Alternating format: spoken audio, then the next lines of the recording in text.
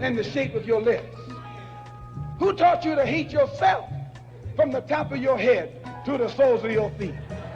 Who taught you to hate your own kind? Who taught you to hate the race that you belong to? So much so that you don't want to be around each other. No, before you come asking Mr. Muhammad, does he teach hate? You should ask yourself, who taught you to hate being what God gave you?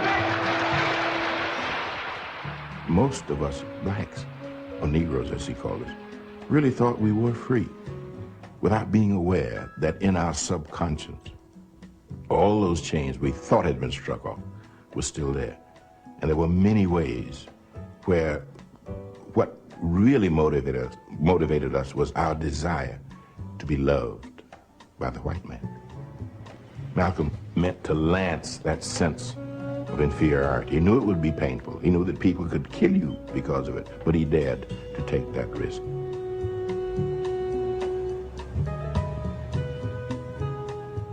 He was saying something over and above that of any other leader of that day, while the other leaders were begging for entry into the house of their oppressor. He was telling you to build your own house. Hooty-hoo. Hooty-hoo. Build your own house. I think that says it all right there.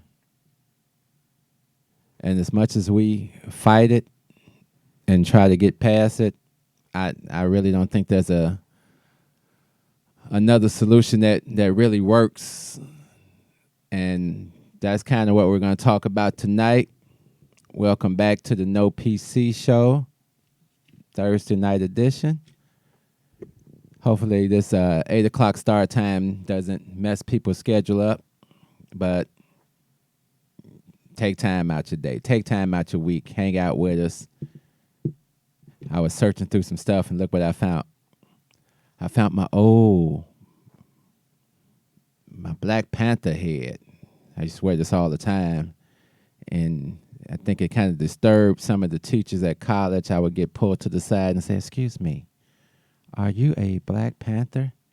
Show it to the people on the Facebook side. This was my Black Panther medallion.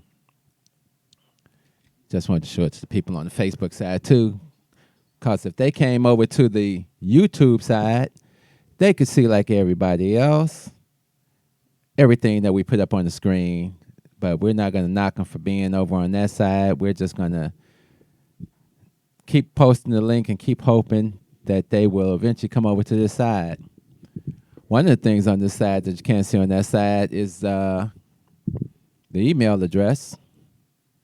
If you want to send an idea to us, it's the show1965@yahoo.com. We also got a phone number. Please don't call in right now. We will always announce when it's time to call in. That calling number is 872-267-2552. If you're on the YouTube side, you can see it right above my head. So, encouraging people to move to the other side. Sorry, I'm playing with the levers over here for my monitors. I think that's a little better. The name of the show tonight is, or the question for the night is, are you proud to be an American? I often watch a show called The House of Commons, and it's mostly African individuals, those from Ghana, Nigeria, and other places in Africa. And you get to have a worldview now. Most of these now have come to America, and they are living in America. And so they've got an experience of what it's like to live as an African in Africa and what it is to live in America. And they were hitting on some good points. I thought some of the points were good. But I think the point that was missed the most is no matter how much America portrays this incredible image to the world, we know it to be a shithole country with money. We have been here long enough to invest in the lies, because we realize some of the things that America has done over the years has helped to destroy other countries around the world for political gain. And so when they say, well, where are you going to go? It's hard for us to go back to Africa, because they have basically, to a large extent, destroyed Africa. It is not the Africa of our ancestors. It's just a different Africa. I got a line that I put in a poem. The poem is called "They Want Me to Be a Nigger." And the first lines of that poem is, "Our history's filled with southern trees. Realities, not our reality." That line just says it all there. We're living a false reality that has been passed on to us through generations. It's been passed on from our great parents, our great great parents. It was given to us by the slave master,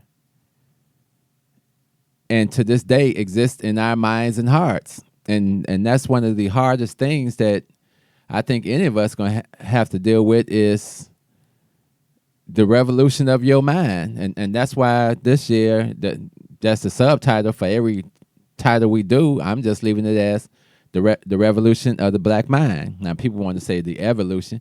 Well, we're not evolving anymore. The revolution means we're ready to cast off those old thoughts, patterns, just like when you go out and join a fraternity or you join the army and they break you down and reconstruct you as a new man. The same thing has to happen on a mental plane for us. And you have to shed off all the nonsense that you will be presented with, that you are a racist, that you don't believe in unity, that you're, part of this reverse racism, and you're not trying to do anything. You just want to complain. No, we have to throw off all of that, because the game in America and the illusion in America is we're all together. We're all as one. And black people, we're the only one that fall for it, because every other group will pretend to team up and all that, and they'll get their piece. It's like a pack kills an antelope.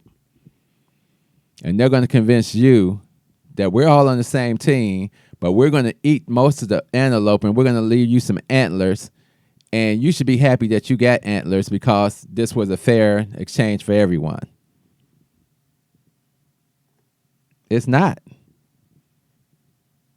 One of the things that they brought up in this discussion today was the conflict that they were having as Africans and now Americans. Because all they could say is, see, we're from Africa and we see the devastation that has happened in Africa. So when we come to America and we see all the luxuries and things, and we go from bathing in a bucket, living in unsanitary conditions, and that's your daily life, and you come here to America, no matter how treacherous America is, you come here and you look at that as an improvement. So your mental survival instincts say, this is a better place. It doesn't take into account everything that the Europeans and America did in Africa, the exploitation of Africa. We're all in this condition together, and we have to realize that, but we have so many people, well, I'm just proud to be an American. There's no American flag in my store. For what? You haven't admitted to your crimes against black people. there's no one talking about African Americans in the politics of the presidential race. Hell, Donald Trump would have speeches, and he said, "Well, we're going to do this for the Americans, and we're going to help the blacks." The blacks. And the whole world was fine with them saying the blacks because, okay, hell, the blacks aren't going to speak up for themselves because of the condition that they are in.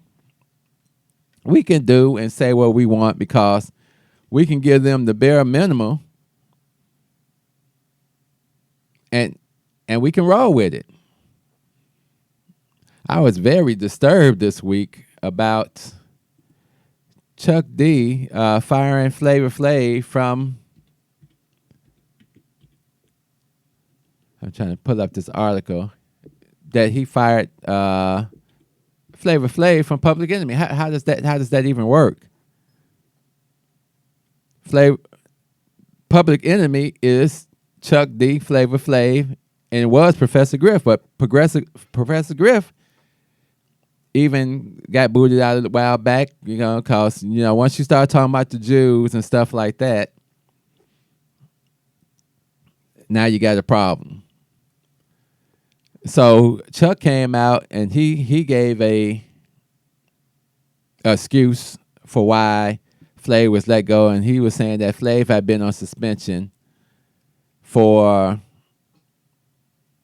missing a Harry Belafonte benefit in 2016. Okay, why don't you fire him then? And being late for some other events and things like that. And this Bernie Sanders thing was the last straw. And Flavor went back and said, "I'm not your employee.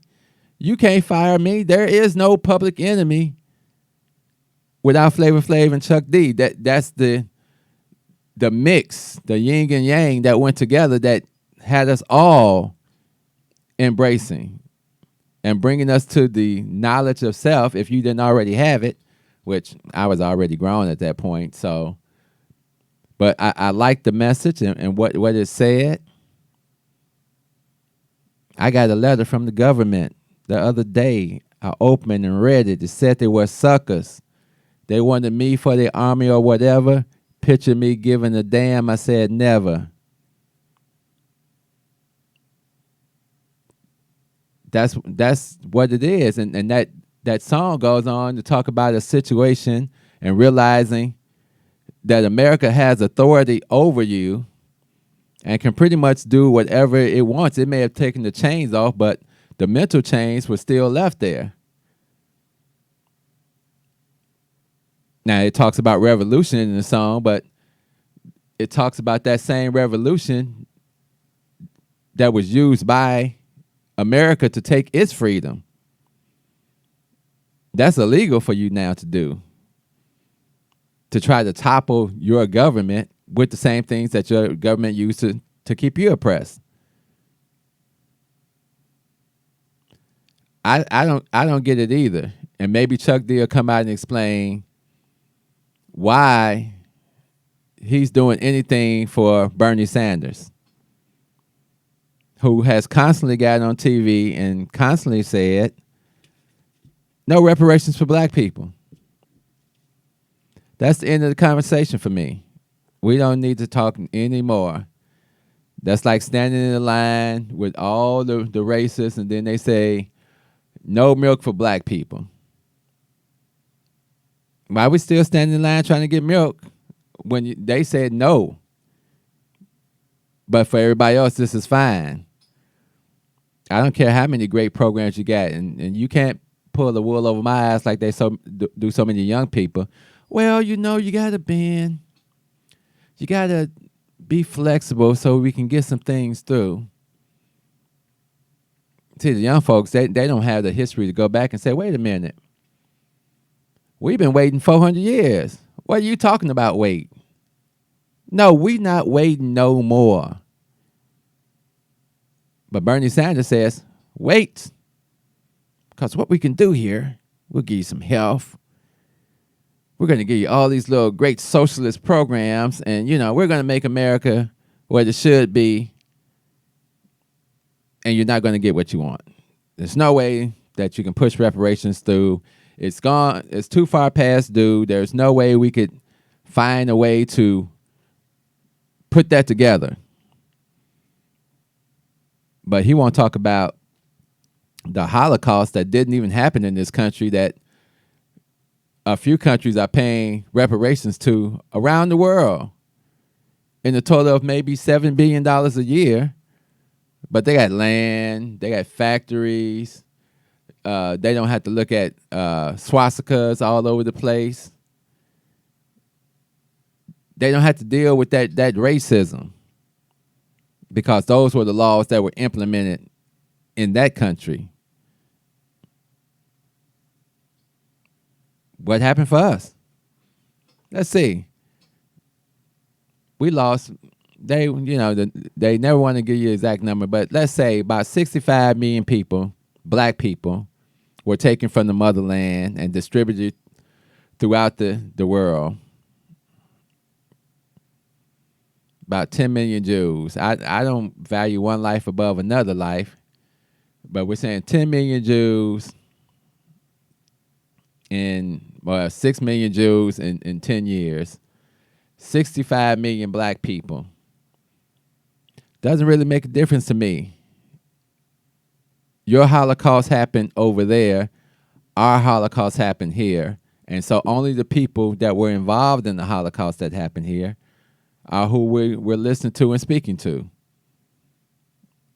Jews, y'all got y'all piece and y'all ran, and now y'all run Hollywood, and you got your diamonds and you got all your financing. And you're happy with that. As long as you can get a check, you're happy.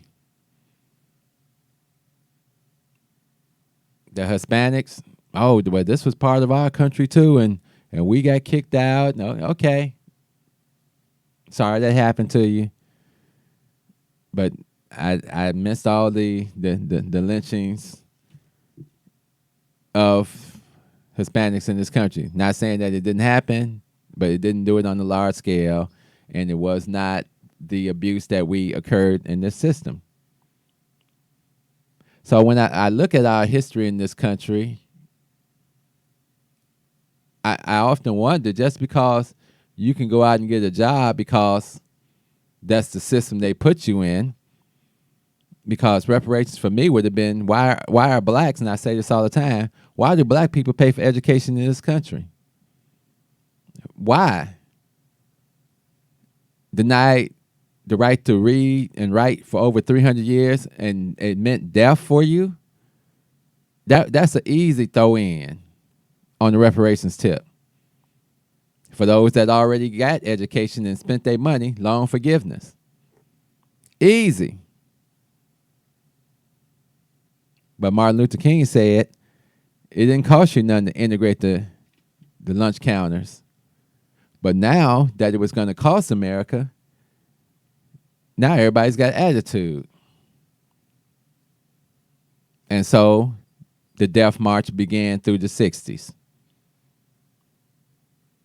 And during that time, we realized, even though we had lawyers and executives and things in certain where not a whole lot of executives, token people, you start to realize that the executive branch of government, the legislative branch of government, and the judicial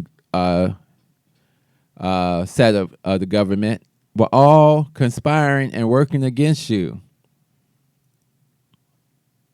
Working against your leaders, trying to undermine the trust of the people that we were looking toward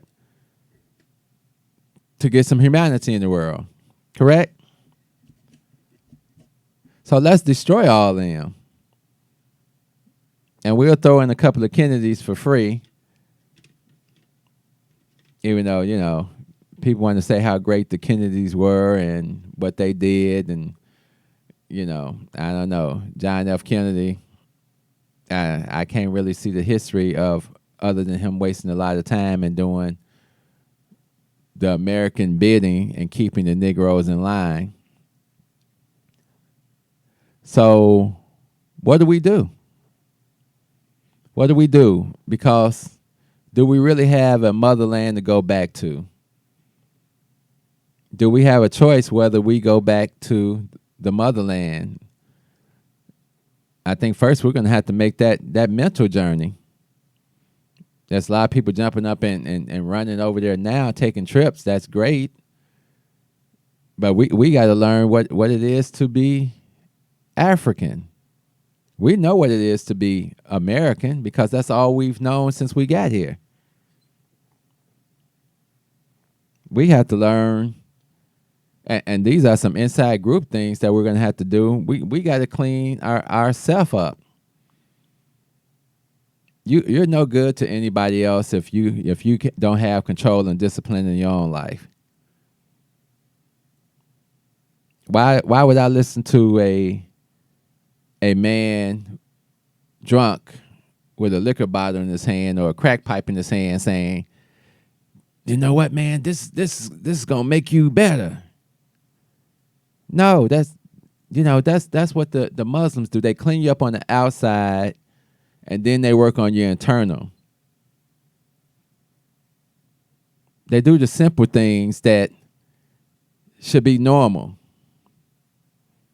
You should have a relationship with God. You should have a relationship with your family. You should love your family, and your family should love you.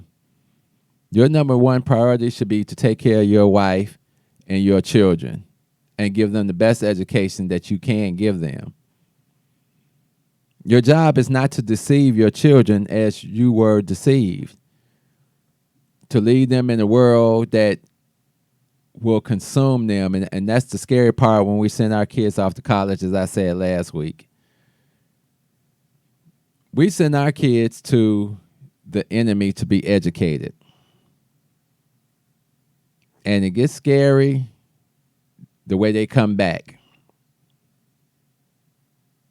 But it's the same education that a lot of the black women get, right? And then they go on into corporate America, and they seem to do better than us in corporate America. And then that starts translating into, there's not enough good black men. Maybe I'm going to get me a white man. I mean, his mindset and my mindset are the same. We're both saying we want that money. I want to live in a nice house. He wants to live in a nice house. Why are we still fighting battles from the 60s? I got out and got my education, brother man. Why don't you get out and get yours? If you want to be with me, if you're talking this black power, which hasn't moved since the 60s, there's no black platforms built that are independent of white platforms other than the Nation of Islam. Someone was on the show today saying, "Oh, that's a man-building factory." But you can't be a Muslim if you don't share the thoughts of your oppressor. It's just impossible. You can't do it. Because they're going to say some things and do some things, and either you're going to run back to your oppressor or you're going to accept the knowledge. Don't tell me that you understand until you hear the man. Booker, the rap school, rap change, try to treat me like Coltrane insane. Yes, to me, I'm a brother of a different mind. We're brothers of the same kind. I'm blind. We're all brothers. We all brothers and sisters. We all came on that boat together, mentally. And we all have been stranded here on this continent and other continents throughout the world. So when you come into my shop, there's the Afro-American flag, which is the red, black, and green. That's considered the Afro-American flag. Then there's a Haiti flag, and then there's a Jamaican flag, and then there's a South African flags. But there's no American flag. I just don't identify. I don't think that Americans deserve reparations. And that's basically what America is saying to you. As long as you throw that American on your name, you will get no reparations from America, because you are claiming and identifying with the country.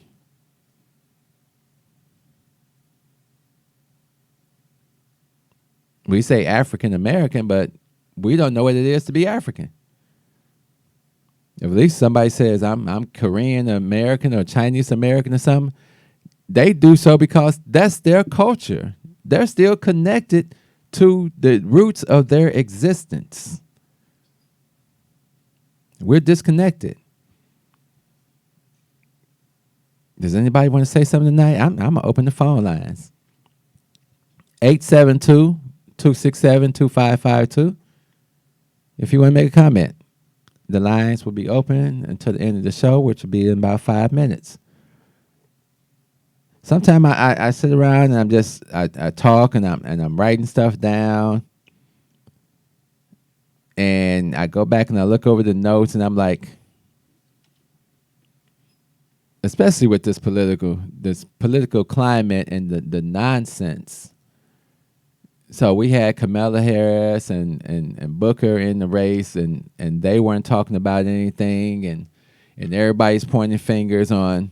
Everybody's apologizing. First of all, well, I'm sorry for that stuff I did. You know, my mind has changed and I'm a different person now. So all the dirt that Biden and Bernie admitted, well, I signed some bad bills too. And Kamala Harris, oh, well, you know, I had to lock up a lot of people, but I did institute the new laws to help those people when they got out of jail. This is what we deal with. And we're supposed to smile and keep samboing it and tapping. Because what other choice do we have? Because like it says at the beginning of the show, the nation, or Malcolm, was talking about build your own house. We talked about the term separation and segregation. Segregation is forced on a lower group from a larger group. It controls you and keeps you informed. Separation is done by two equal groups that say, I'm not dealing with you no more. Kind of like a divorce. You go your way, I go my way. Equal.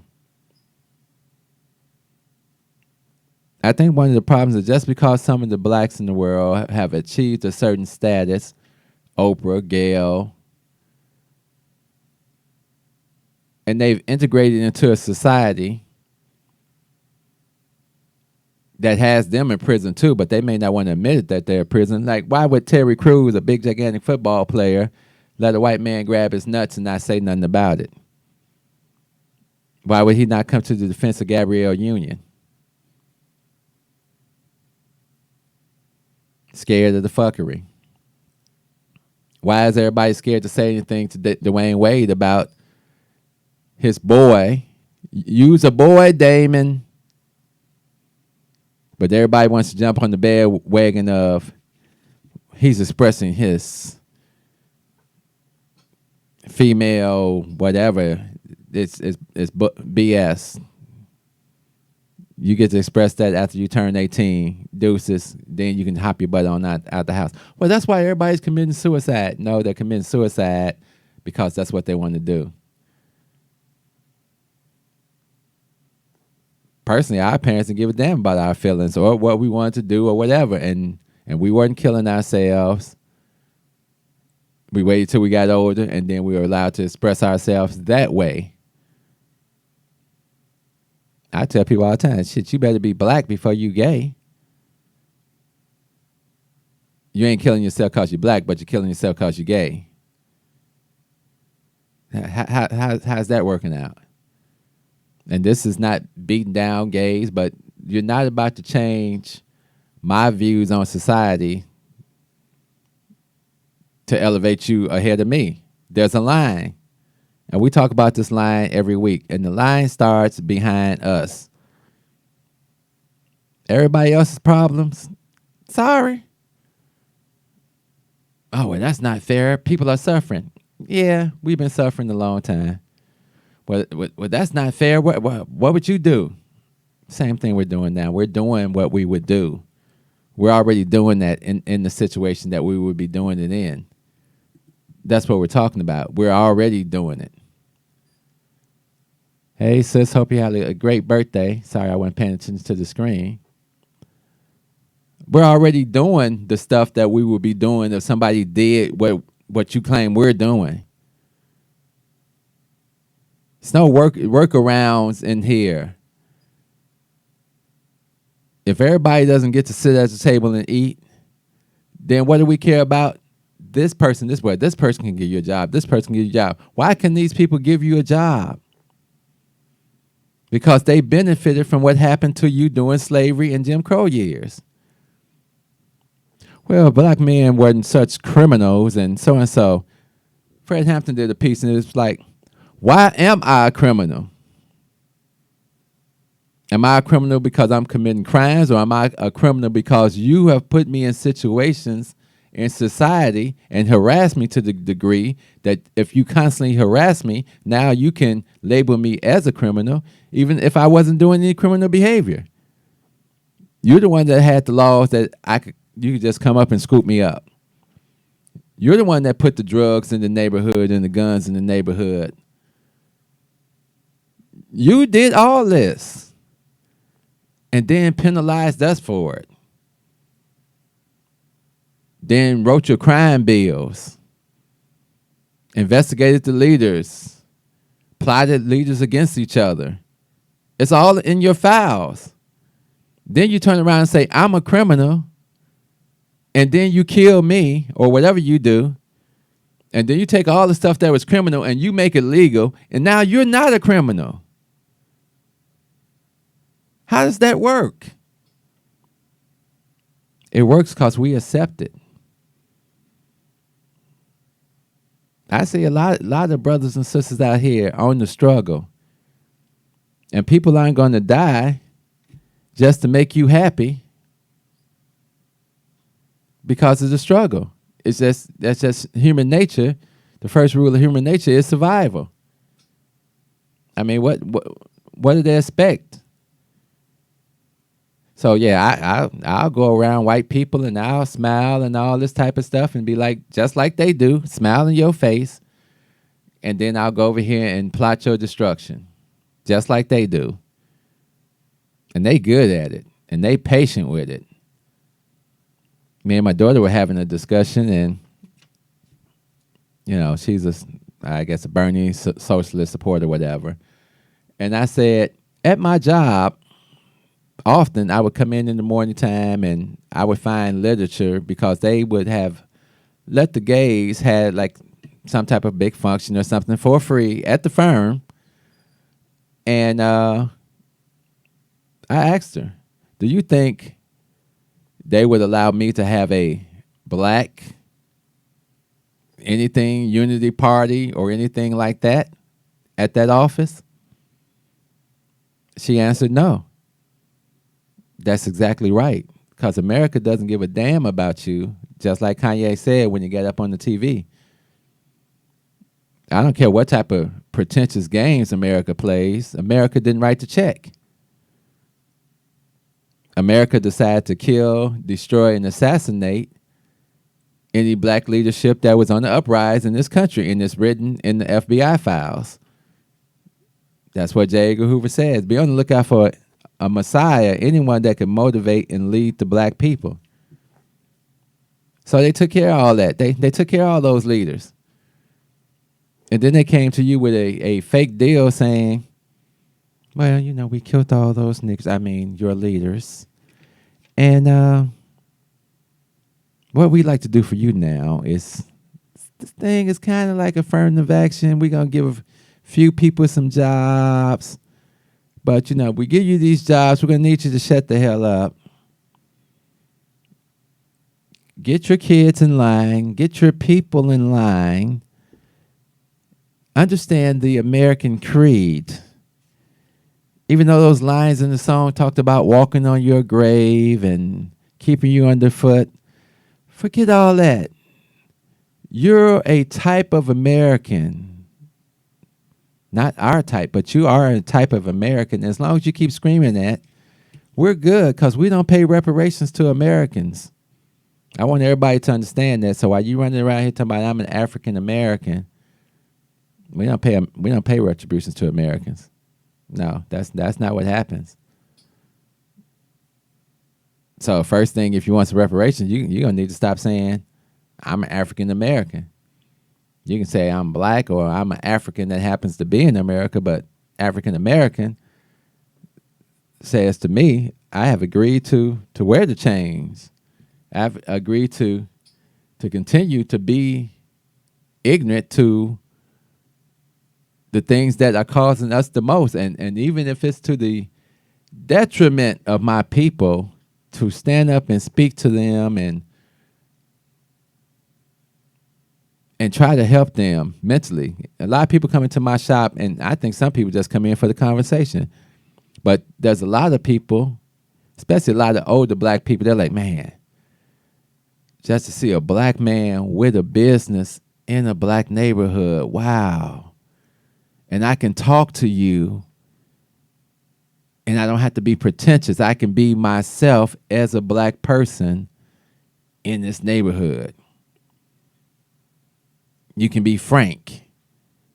Because we live a life of, and people can try to deny it, we live a life of tiptoeing around white folks because of what could happen to us if we don't tiptoe around white folks. That's been our existence. We did that show last week about the NBA players. And a lot of times you can't take things that happen to individuals. Like I tell people, I went away to college.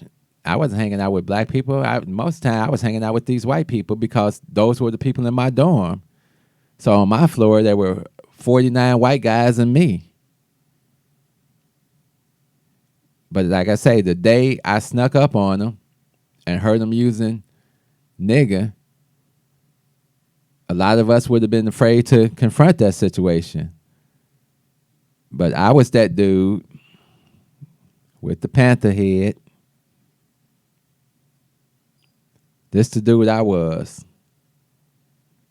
And I hid it just to try to get along, just so my family could be proud that I'm a black man on a college campus, because that was their dream. And I stepped in, and I didn't care how many white people was there. I said, this is what I'm talking about. This is what we're talking about. No matter what we do to try to fit into this society, to be a part of this society, to be treated fairly in this society, we got to always know that y'all on some bullshit, that y'all on some fuckery, that we not paranoid, that we not crazy, that the war is still continuing, and you all are still fighting it, but you're happy with the position you're in because you got everything. You got most of the corporations, you got way more of the money. When we're looking at the income of the average white household compared to that of the black household, and you're looking like, okay, that they've got the average of $180,000, and the black household has an average of $8. Because we struggling to stay in the game. We trying to stay afloat. We trying to keep up. But then you'll have the poor white folks. It's like, look, I'm poor. Well, you made bad decisions. Because if you understand the game, like I understand the game, your poor white self, all you got to do is play the game. Agree to turn on the black people. Walk through the door. Listen to your higher whites, and you will be promoted, and you'll be okay. And guess who they're going to promote you over and put you over? Negroes. So you get to prove that you, too, can be in control. I'm trying to remember a time when I've seen blacks over whites in corporate America. I'm trying to see. I don't see it. I can't give you an incident of when that happens, because in their minds mentally that's not supposed to happen. And if it does happen, things will start to happen to correct that situation. Oh, do I just go get your degree and it'll be okay? Sure it will. I don't want to crush anybody's dreams. Go ahead, do it. Go ahead, do it. Hopefully you don't wind up as a professor in poverty or somebody that's sitting in corporate rooms and you can't even speak up, even when you know it's wrong what they're saying or what they're doing. You can be happy with your tokenism. You can live the lie. You can enjoy being an American. And that's what it's all about. And a lot of people have said, forget all that military, revolutionary shit. I'm taking care of my kids. I'm putting them through school. I'm going to teach them to be exactly the same way I am. And damn it, God bless America. And all I can say to those brothers and sisters, God bless you. Love, peace. So, we out of here.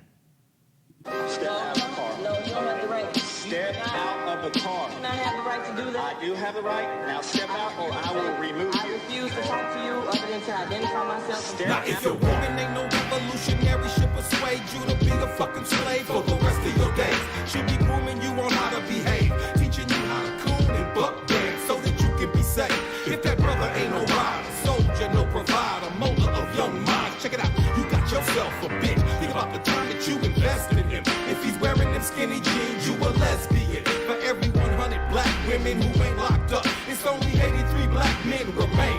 Take away 1.5 million black men who might have benefited they women and their children. You don't know a war when it's waged against you, when it makes you drive your baby mama to the clinic just to kill your own. Ain't no legacy to leave behind, cause ain't nobody sitting on your throne. You motherfuckers are asleep in a war zone, living a nightmare, dying in your own home. If you don't stop, you gon' lose what you got left.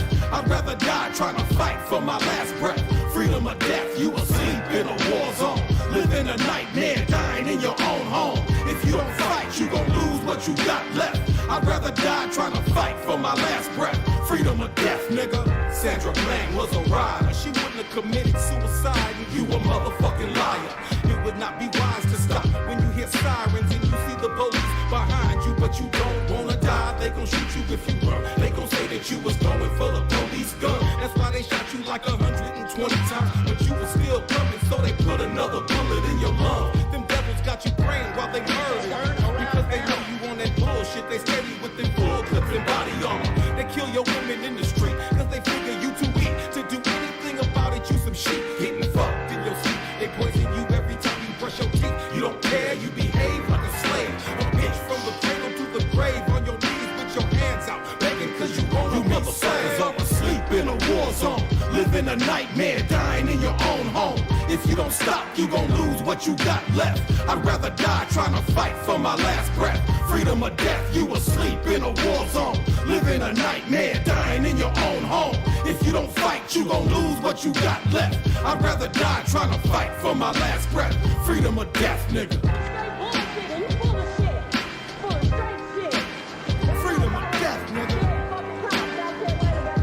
Fuck that. Freedom or death, nigga. If you injustice is Freedom or death, nigga. Freedom or death, nigga. Freedom or death, nigga.